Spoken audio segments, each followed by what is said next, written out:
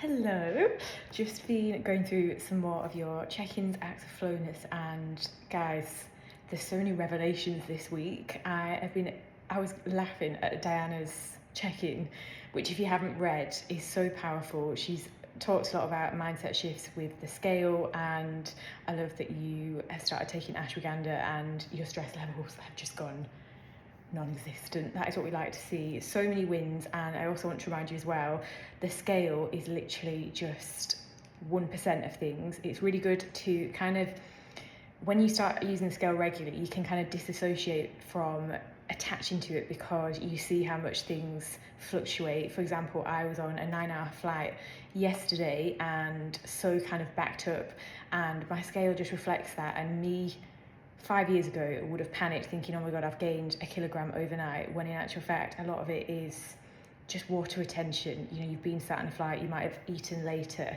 and then you just totally detach from that. So I did just want to mention that. Just realised I've got you balanced on a pineapple, which is getting in the shot.